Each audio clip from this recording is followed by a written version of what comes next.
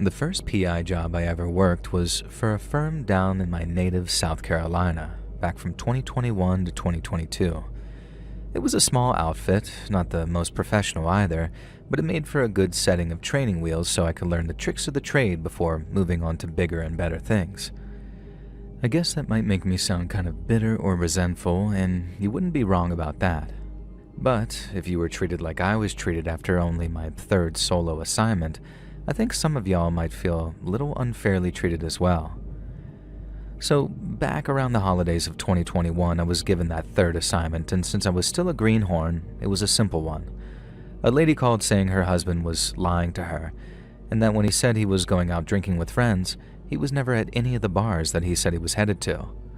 She wanted to know if he was cheating or not. She just couldn't bring herself to actually follow him anywhere, because seeing it happen would break her heart way worse than just knowing it was happening for certain. I guess you might not be surprised at how many jobs we get like that. Some outfits specialize in them, saying lust and mistrust keep the lights on around their places. It's a sad fact, but it's a sad world, and in our business, there wasn't much room for happy endings. Since it was a pretty basic job of following this lady's husband around, it was given to me. Covert surveillance was one of the few things that I felt that I was good at, so I was pretty confident going into the job that I'd find out what this guy was up to, and all without him realizing that I was following him. I was given the guy's address, a photograph of him, and a photograph of his car, too. And then after reading through a little background info on the case, I was good to go. The first night, I tailed the guy, who I'll just call Mark, because that's what he was. He drove over to a friend's house after telling his wife that's where he would be. A little anticlimactic, but I kept it up, and sure enough, one night he told her he was going out to a bar to watch the football highlights with his buddies, and he headed in the total opposite direction. No, I knew it was game on at this point, so to speak, so I kept a wider distance than usual, kept up the tail, and then followed him to this sort of patch of woods about a mile or so out of town. When he turned his car into what looked like a small rest area, I saw him pull up alongside another as I rolled past, making it look like I was headed to wherever I was going. But then the first chance I got, I pulled my car over and ran back to where he was parked to watch him from a dark patch of trees. Now Mark, who I'm also calling Mark to protect the identity of his wife, was talking with who I'm guessing was the owner of the other car. At first, I was thinking Mark was a closet case, that he was actually conducting an extramarital affair with another man. I wasn't excited about walking up on him and another woman, and without trying to sound like I hate gays, I don't. I was even less excited about the idea of walking up on him and another dude. But since I had to confirm that he was cheating and not just report back on where he was going, I had no choice. And so I watched Mark and his buddy for a few minutes while they did nothing but talk, before they suddenly walked over to the other guy's trunk and he opened it up. I got this sinking feeling, thinking it was another dud and all Mark was there to do was buy a second-hand pair of jumper cables or something. So imagine my surprise when he and his buddy slid a couple of ski masks over their heads before the buddy took what looked like a couple of hammers or hatchets from the trunk and handed one to Mark. I didn't have any kind of camera, let alone one with any night vision capabilities, so there was no recording either of them as they walked off into the trees. And before anyone reading this starts thinking, why not just use your phone? Well, that wasn't an option. It was almost pitch black, and the light coming from inside the open car would have done nothing but silhouette them if I tried to take a picture without a flash. I could barely see what they were holding in their hands, and that's why I said either hammers or hatchets. And then after Mark's buddy locked up his car and the dome light went off, there was no seeing them at all. So while I had a good idea that they were up to no good, I needed to follow if I wanted to know what it was, but you can bet your ass that I kept my distance. I must have given it maybe 10 to 15 seconds, and then I crossed the road, past Mark and his buddy's car, and then followed them off into the darkness. The trees were fairly spaced out, and there was just enough moonlight for us to not need any flashlights, which was good, but also bad because it meant at some points I had to tail Mark and the company by sound alone. They were keeping their voices down, but not whispering or anything like that. And their footsteps were so loud that I could keep an easy track of them. But then after only a few minutes of walking, they stopped, exchanged a few even quieter words, and then went silent altogether as they started creeping through the darkness. I realized then that I could see the glow of a campfire in the distance, and that Mark and his buddy were headed right for it. Now, I rightly figured that whoever the campfire belonged to, Mark and his buddy were either headed out to meet them or sneaking out there to attack them, and from the way they were doing just that, sneaking, I was right in assuming it was the second one.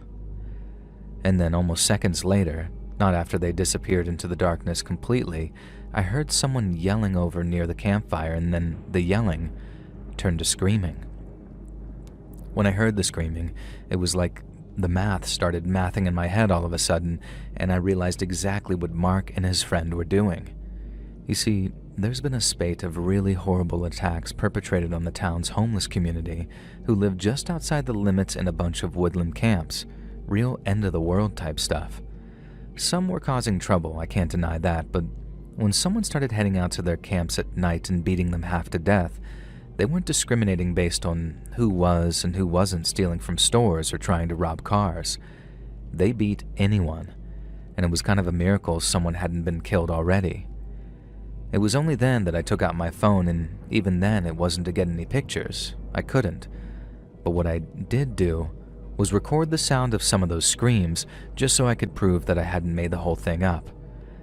I know it was unlikely that people would think that I'd made anything up, but it sure helps to have a shred of proof sometimes, and this time was no different. I also ended up doing the thing that I said I wouldn't, taking pictures of the car's 2 license plates after making my way back the way I came. Then the next morning, before I contacted the client about what I'd found, I contacted the cops and told them everything. It made for one hell of a call to the client, telling her that there was a good chance her husband might be arrested that day, and then when she asked why, I told her what I'd found. She was so horrified that she just hung up. I thought we'd have to chase her to pay the rest of the invoice. She paid a few days later, I'm guessing after she'd processed the arrest and charges. And the whole thing turned into a big story, and I think a total of 4 local men were arrested for organizing violent raids against the homeless camps. It was easily one of the most messed up cases I've ever worked on for any of the firms or companies I've worked for. And before I left for pastures new, we ended up getting a letter from the guy's wife thanking us for uncovering her husband's dark secret. We get paid pretty good, and that's just about the one thing I can't complain about. But getting thank you letters from folks and hearing how grateful they are is just about the only other thing about this job that makes it all worth it.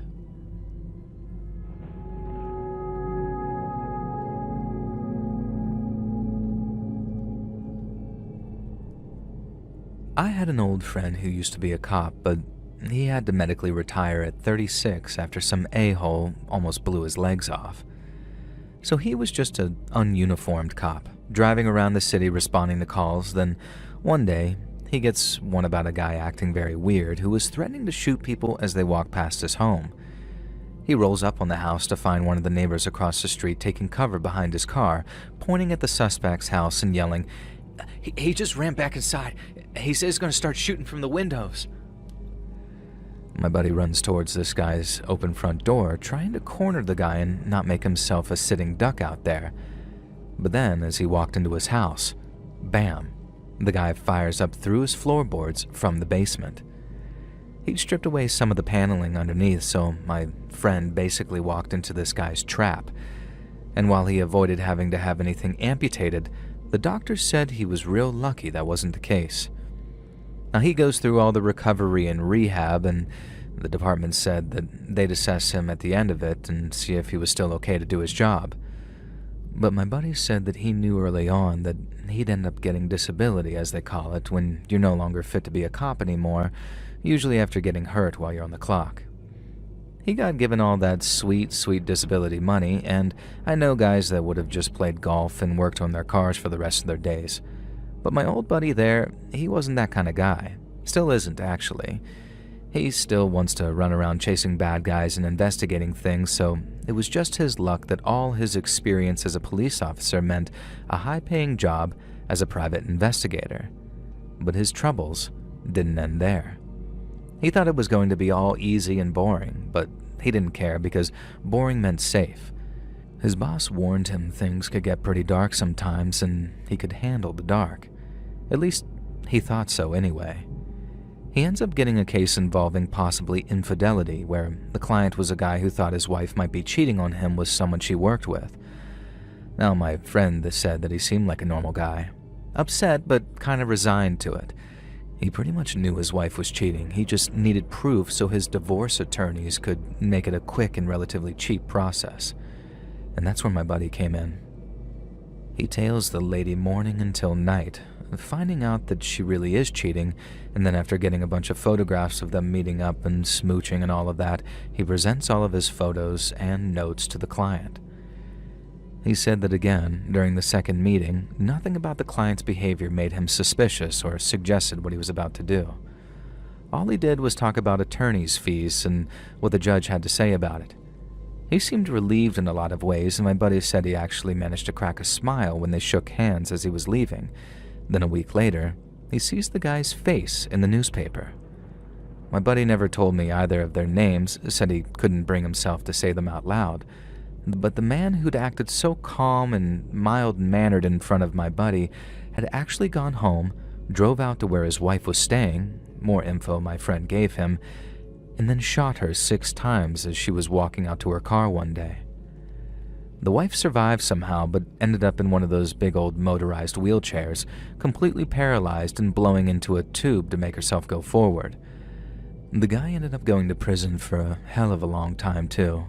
And I mean, the whole thing just sounded awful. The couple had a high school-age kid, and what happened messed her up so much that she ended up dying in a car accident while driving drunk one night, like the whole family was cursed. And while his mind managed to survive the guy shooting his wife, hearing about the kid passing in the accident caused my friend to feel a whole lot of guilt. So much guilt, in fact, that he ended up having a complete mental breakdown from all the guilt he was feeling. He quit being a private investigator and then took a job as a consultant for an insurance company, because I guess after being a part of someone's murder, overseeing a few rises in premiums doesn't make a dent. I've joked about that with him, after waiting for the right time, of course, because if there's one thing I know about cops, it's that they all got that dark sense of humor about things. He did a lot of therapy to help him deal with the guilt, and he changed his mind about who the blame really lies with in the death of that poor woman, but he's always stood firm about the realities of being a private investigator. When you're a cop, you work for the government, be it state or federal, local. But when you work privately, you work for anybody who's got the money, and then there's no telling what they're going to do with the info you provide them.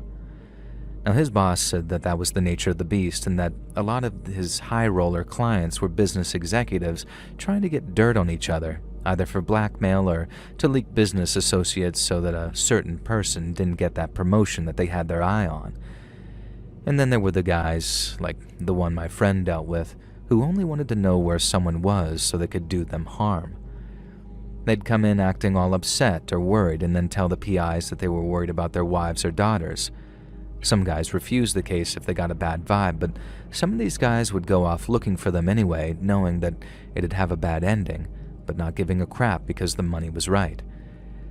That's why my buddy stayed out after he got out, because no matter how good the money is, it's just not worth the guilt. In Imperial-era St. Petersburg, unease gathered around a reclusive old woman said to live on the city's fringes. Neighbors spoke of strange habits, of doors kept shut and movements glimpsed only at odd hours. In time, rumors twisted her into something more than human, echoing the old Slavic fear of Baba Yaga. Whether she was simply a woman or something darker was never truly settled, and the story lingered as a quiet warning in the cold northern streets. Listen to the full story over on my true crime channel, Saturn Soul. Link down below.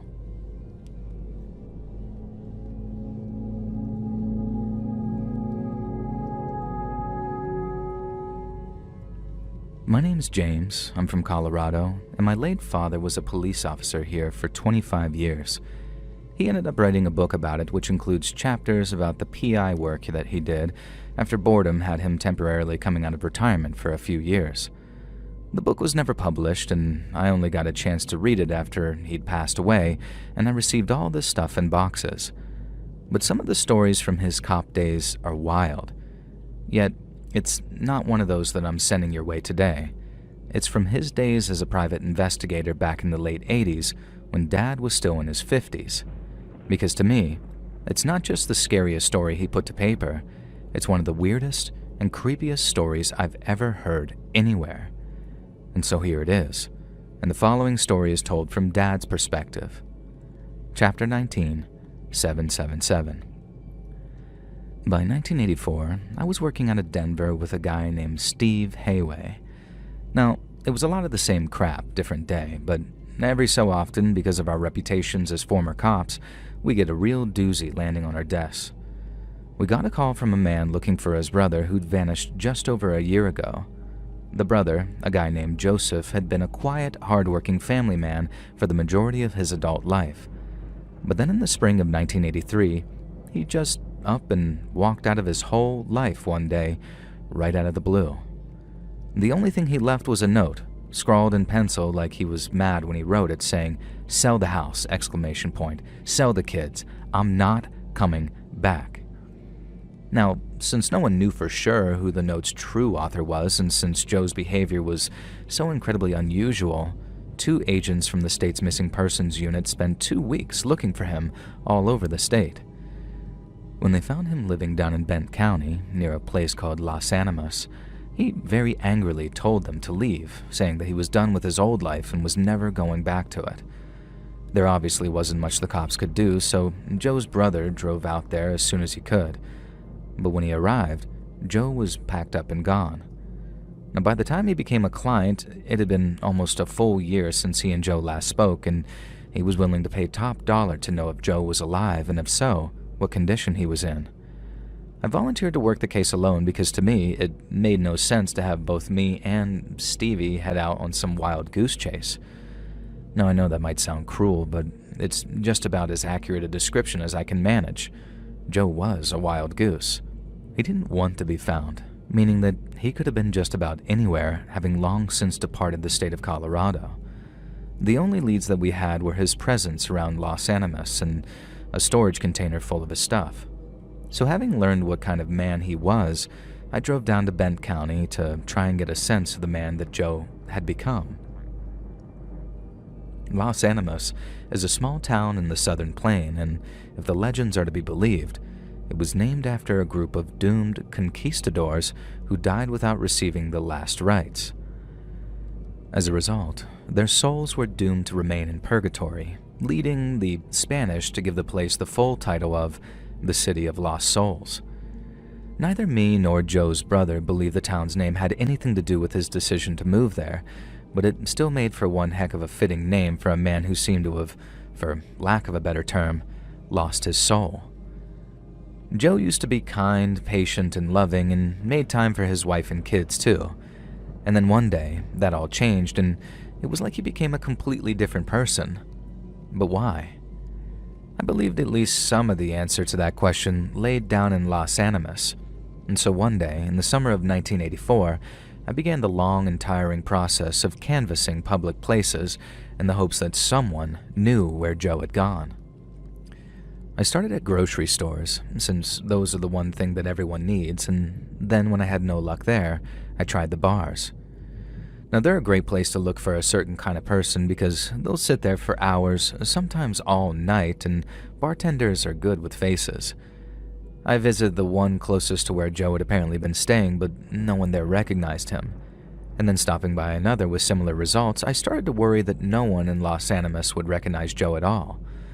But then, at a place called Pete's Fan Zone, I had my first encounter with Lady Luck. It was early afternoon, not long after opening time, and an old-timer with the shakes was sitting at the bar while the bartender was still getting things all set up. I introduced myself as a private investigator from Denver and then showed him Joe's photograph. The bartender then looked at me with this very serious look on his face and asked, "What'd he do?" Now, it turned out Joe had made a few visits in 1983 during the same period that he was thought to have been missing. Then when I asked the bartender if he'd seen him since, he said yes, that he'd come back in late April of 1984. The bartender said he barely recognized Joe at first. The guy who'd walked through the door almost a year prior had been somewhat well-groomed and had some meat on his bones, whereas the guy who walked in on that day had shoulder-length hair, a fist-sized beard, and looked like he'd lost about 50 pounds.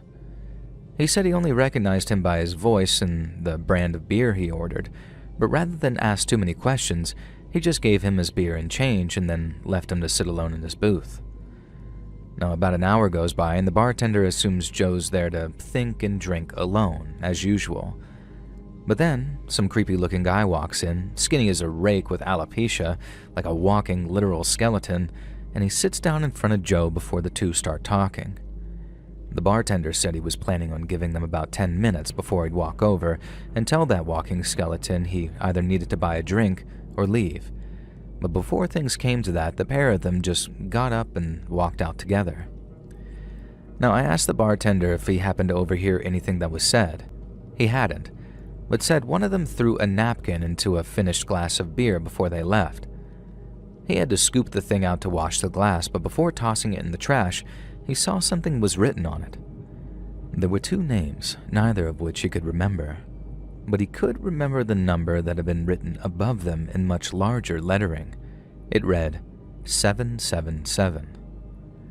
Now, I started to think that it might have been gambling related, but it had to quickly rule that theory out as Joe hadn't so much as touched the joint savings account that he shared with his wife. Whatever he was doing with himself, he didn't need much money to do it, and that obviously made finding him very difficult.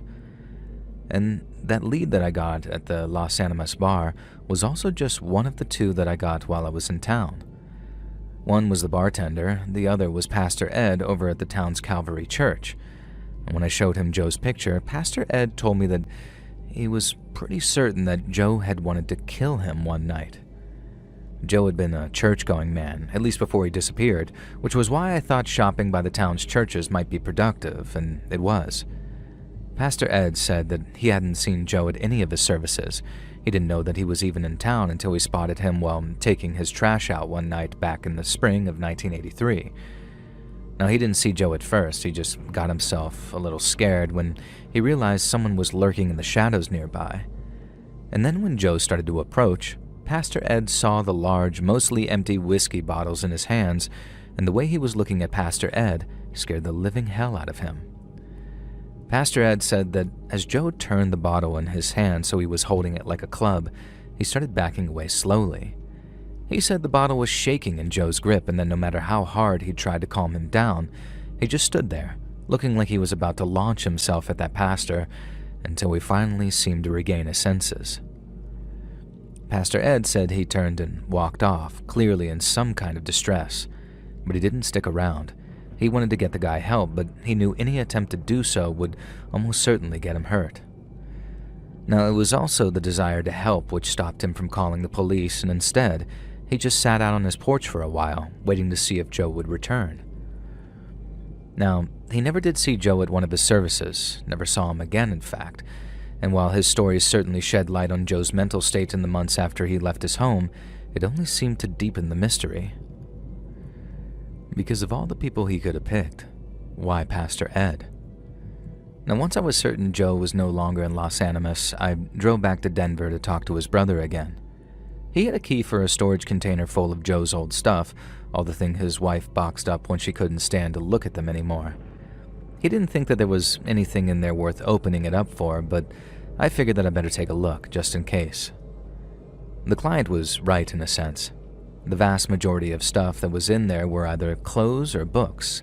There were no journals, photographs, or postcards of places he might have once visited.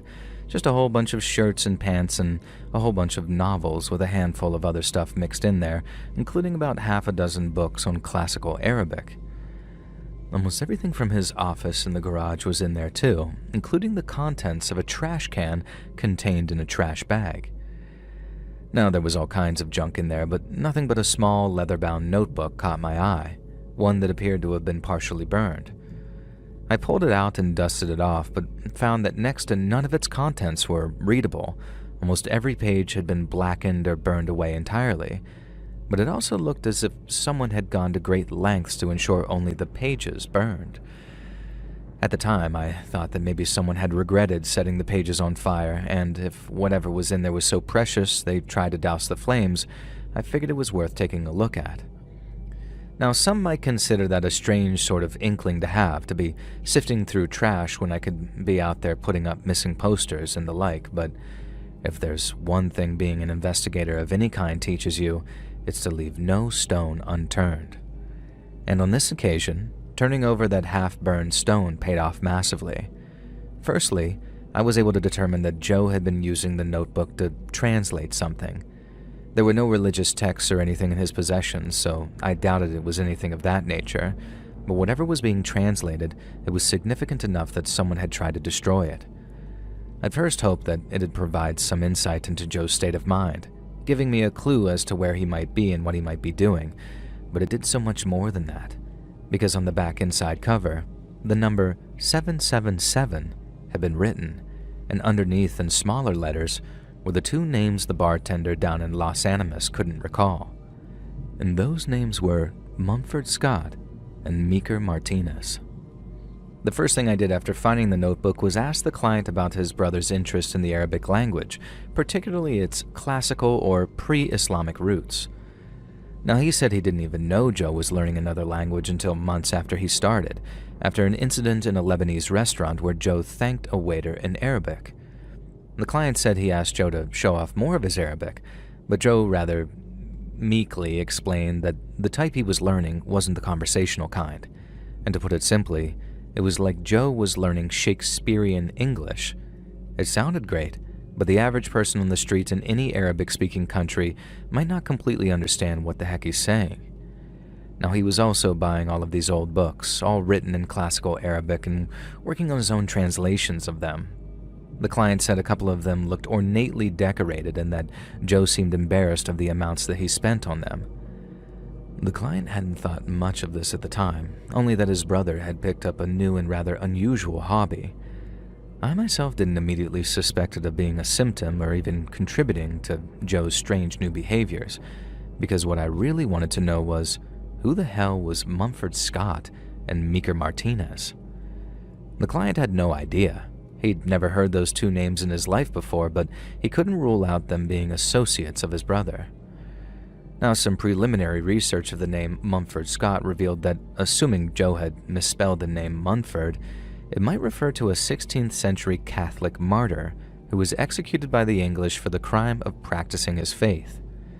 Catholics were often burned at the stake back then, which made me think that his name and the burned book were somehow connected. But it wasn't Latin he was translating, it was Arabic, and despite him being a church-going man, there were no books in the collection pertaining to Catholicism or Catholic martyrs. Now, I had even less luck with the name Meeker Martinez. It wasn't in any phone books, and there was no notable people with that same name, and even so, I made a note of both, just in case I encountered them in the future. But what I had worked out is that one of the few things Joe had taken with him when he disappeared was his collection of old, rare books.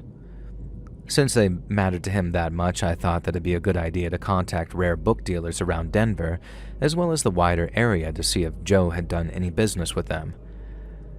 I ticked off all the major players in the Denver area and then ticked off those in the surrounding states, and I even contacted a group of more specialist dealers, as in those who dealt in pre-Islamic Arabic texts, but was told that not only had they never done business with a Joe, but the prices on some of the older and rarer texts could reach up to 30 grand.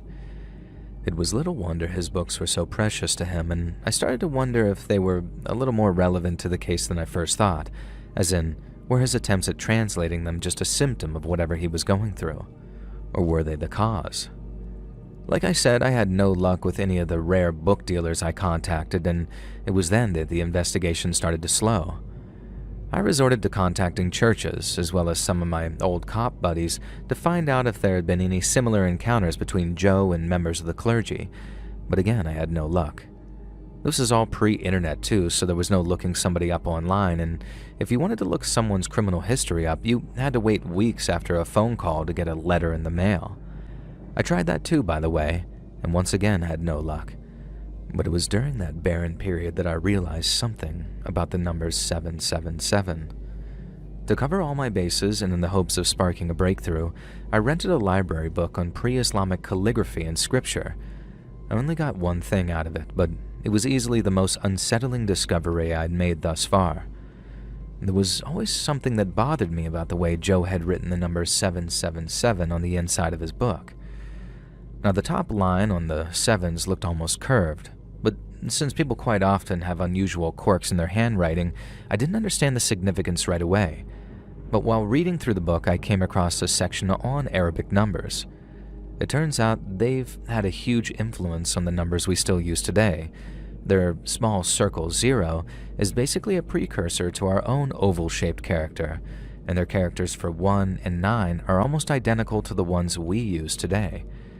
Their number 5 is kind of like a U, and then their number 7 comes in a V shape, but their 6s look almost exactly like our 7s. And not only that, but they have that same curved top line to them, just like Joe's 7 seemed to have on his burned notebook.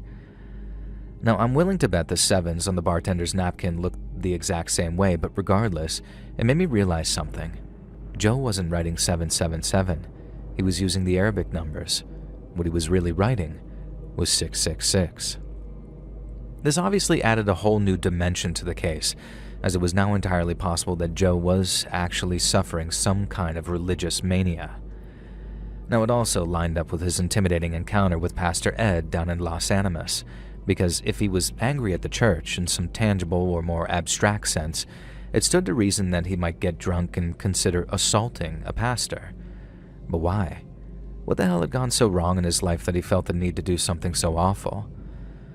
Now, a lot of the time, it's a psychological issue, and there ain't no rhyme or reason to it whatsoever.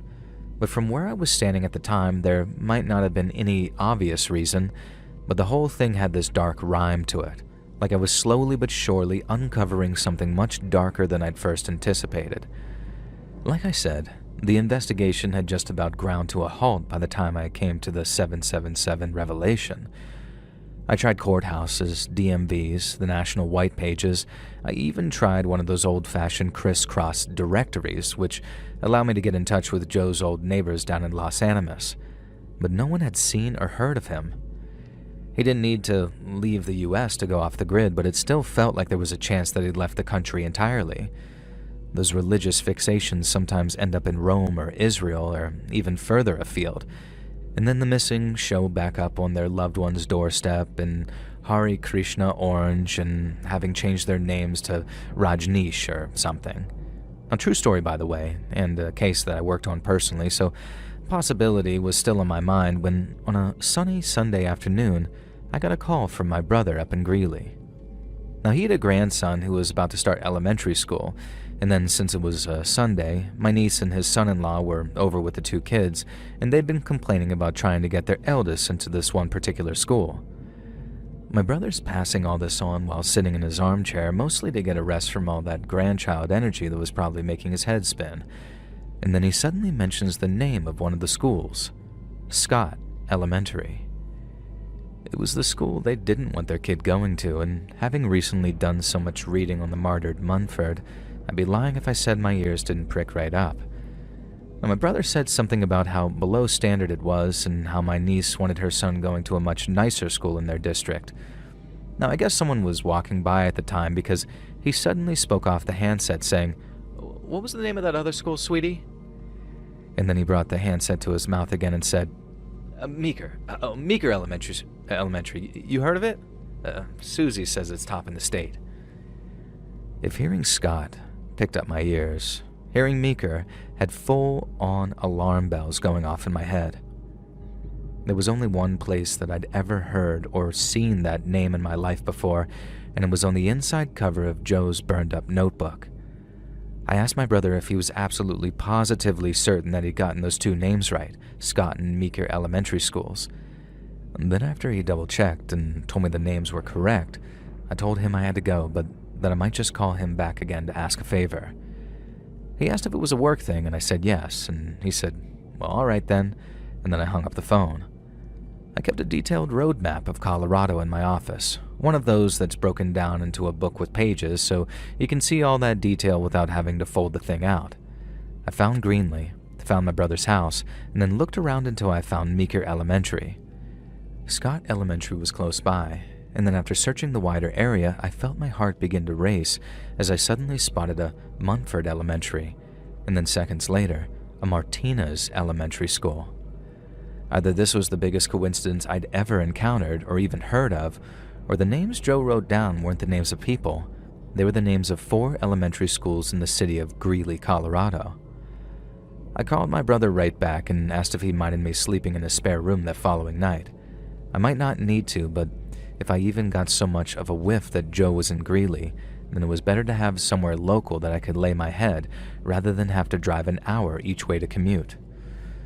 The next morning, I was up in Greeley, and the first place that I stopped was Meeker Elementary, just minutes away from my niece's place. I parked my car, got out, and took a look around to see that there was no sign of Joe anywhere. Not that I expected there would be, but as I walked around the block, I spotted something which made the hairs on the back of my neck stand on end. Spray painted on the side of the school, with a janitor actually in the process of scrubbing it off with some soap and a wire brush, was what appeared to be the number 777, but what I now know meant 666. I then raced over to Scott Elementary, where I found the same graffiti on a wall near the parking lot. It was the same story as Martinez and Munford too, and I just knew that either Joe or the associate that he meant in Los Animas Bar had something to do with it. Now, the first thing I did was call the local police department, and after making it clear that I was a former cop, I told them some of Joe's story and why I believed the children at all 4 elementary schools could be in danger. The deputy I spoke to seemed only too happy to take a description of Joe, but when I tried to convince him of the number 777's significance, I could tell I was losing him a little. He said they'd been dealing with 777 graffiti all over town for weeks by that point, and they were confident that it was affiliated with some kind of up-and-coming local gang who were targeting schools as a sort of recruitment method. I tried convincing him that the number had some kind of religious, maybe even satanic significance, and that the graffiti might have been sprayed by a man who'd already almost attacked a priest down in Los Animas. I don't blame the officer for having the reaction he did. What I was saying would have sure as hell sounded crazy to me, back when I was just a uniformed desk jockey. So when I told him it might be a good idea to evacuate the schools and keep them empty until Joe had been found, he told me that probably wasn't going to happen. And by probably, he meant definitely wasn't going to happen. He assured me all the town's schools had robust safety measures and could liaise with city law enforcement in the event that some crazy guy tried to gain access. He wasn't dismissive at all, almost like he wanted to reassure me that I had nothing to worry about. But as you can probably imagine, nothing he said did anything to reassure me. Either Joe or one of his mysterious affiliates was almost certainly in town, and while I didn't know exactly what they were planning, the fact that they were targeting elementary schools gave me a terrible feeling in the pit of my stomach. I did my usual thing of stopping by any churches I could find to ask if they had any sort of strange or frightening encounters with anyone, but none had. And I also stopped by an old antique store that they had in town, which just so happened to have a sizable cache of old books. But the owner had no recollection of anyone asking for old Arabic texts or of anyone stopping by who fit Joe's description. I ended up staying with my brother that night, but while he was kind enough to let me sleep in his spare room on that old, big, comfy mattress that he had in there, I don't think I slept for more than a couple of hours.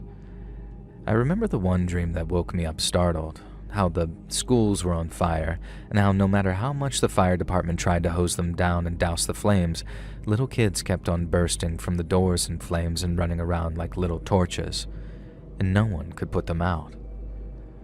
Around 6:30 in the morning, I decided it was useless to try and get back to sleep, so I got up, took a shower and got dressed, and then drove into town to find somewhere to have breakfast. It was a Friday morning and the place was pretty busy, so I had to park my car a block away and walk to the diner. I spent about an hour and a half sitting at the table taking advantage of the free coffee refills while poring over my notes regarding the case. Sometimes just ruminating on a subject helps with a breakthrough, and sometimes not, and unfortunately on this occasion, I left the diner with nothing but that bad feeling in my stomach, telling me something was going to happen that day. I thought about calling the cops again, of doing everything shy of demanding that they close the schools for the day, but I knew that I'd just sound twice as crazy as I did the day before. And all I had was my hunch, and no matter how long I worked as a cop or how big it was, a hunch was still just a hunch. Now, it must have been about 8:30 in the morning by the time I started walking back to my car, and with every step, I was trying to put myself in Joe's shoes. If I'm in town, am I in a motel, or am I sleeping in a car or out under a bush someplace because I don't want to be found? Did I mark those schools out for some kind of attack, or had I deluded myself into thinking that I put some kind of magical spell on them? That's if Joe was even still there and he hadn't just packed up and moved on like he'd done back in Los Animas. Now, I was just chasing shadows, or was I really onto something? Now, all that's going through my head as I'm walking, and then as I'm only about maybe 20 or 30 feet away from my car, a man walks around a corner in front of me and starts walking in my direction. He's tall, skinny, with long hair and a long beard, and has a ball cap on with the peak pulled low. Now, I wasn't obvious about it, but I tracked a little closer to him, hoping to catch a glimpse of his face as he passed me. I remember scolding myself a little, thinking that the case was getting to me and I was about to initiate a confrontation with a completely unrelated homeless guy. But as he passed me, I recognized him in an instant. The majority of his face might have been covered by all that hair, but I'd been looking at pictures of that man for weeks by that point, so there was something about his nose and eyes that clicked with me immediately. It was Joseph, the client's missing brother, and he just walked right past me. At first, I was too stunned to even say anything. I'd been scouring the state of Colorado for that guy for a month, and then there he goes walking past me one sunny Friday morning, like I hadn't spent the last 3.5 weeks fixating on his whole damned existence. Now, I didn't want to spook him right away, so I just called out, "Sir," in a polite voice. He didn't stop, I'm guessing on the assumption or hope that my call wasn't directed at him, but as I began to follow him, I called out a second time. On that occasion, he stopped and turned. I asked if his name was Joe, but he said nothing in reply. Then, to try and earn at least a thread of trust and understanding, I told him I was there on behalf of his brother, our client. That prompted a flash of recognition in his eyes, but still he didn't say anything, and he waited until I'd finished a short explanation on why I was looking for him before asking, "Are you a Fed?" Now, I had already touched on the fact that I was just a PI, but after feeling somewhat taken aback by that question, I reiterated that I was not there in a law enforcement capacity. Joe listened, but there wasn't the same flash of recognition. He just stared at me, almost like he wasn't really listening anymore. It was then that I fulfilled his brother's request that I invite him to make a phone call, just so he could hear his voice as a kind of proof of life. But Joe didn't seem too excited on that idea at all. He repeated the question back to me, asking if I wanted him to go with him. And that's what I mean when I say it was almost like he wasn't listening and that his mind must have been elsewhere. He was only giving me half of his attention, and he made that evident by looking around as if I might have backup or something close by. I repeated that yes, I wanted him to come with me at the request of his brother, but seeing as I wasn't a cop or agent or anything, he could just simply refuse and walk away. But I didn't get past the cop part because as soon as I said it, Joe pulled a gun and fired at me 3 times. I wasn't defenseless. I had a concealed carry permit for the state of Colorado, and when Joe reached like he did, I knew he was going for a gun, and so I went for mine too. Sadly, he beat me to it, on account of him having the jump on me though, not because of my age, and I was still fast enough to put one of my 3 shots into him, but he put 2 of his own into me. The first shot caught me as I tried to twist away from him, lodging its way against the bone in one of my arms. If it had punctured through, it might have got my lungs or some of the larger blood vessels in my chest, which would have been really bad news for me. The second shot hit me in the thigh, just above the knee, missing my femur and femoral artery by the width of a finger.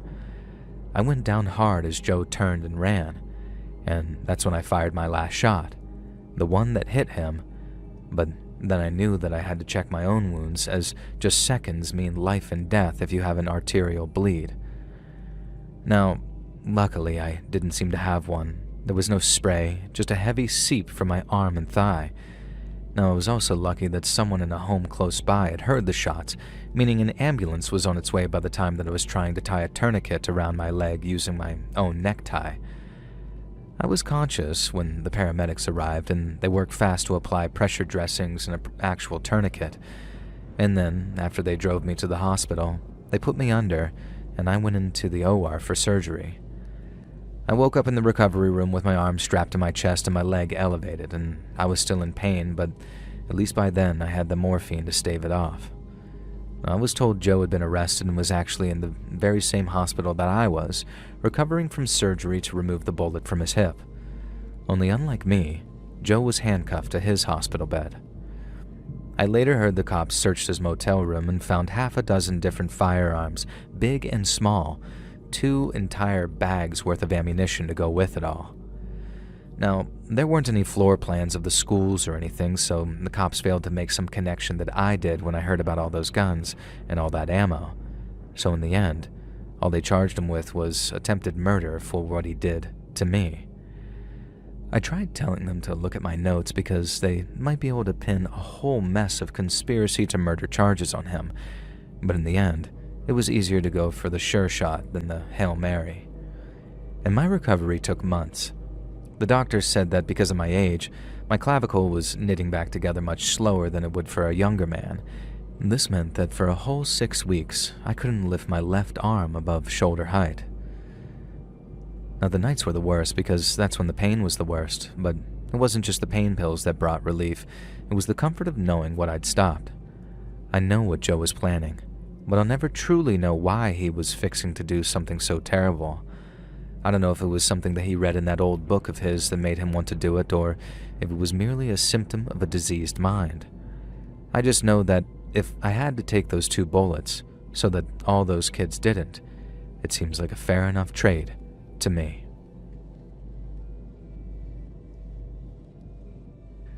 Hey friends, thanks for listening. Click that notification bell to be alerted of all future narrations. I release new videos every Monday and Thursday at 9 p.m. Eastern Time, and there are super fun live streams on Sundays and Wednesday nights. And if you got a story, be sure to submit them over at my email, letsreadsubmissions@gmail.com, and you might even hear your story featured on the next video. And if you want to support me even more, grab early access to all future narrations and bonus content over on Patreon, or click that big join button to hear about the extra perks for members of the channel. And check out the Let's Read podcast, where you can hear all of these stories in long compilations located anywhere you listen to podcasts. I also have a true crime channel called Saturn Soul, new video out now every other Tuesday. All links in the description below. Thanks so much, friends. And remember, all giggles aside, I cherish and support you. Have a good week.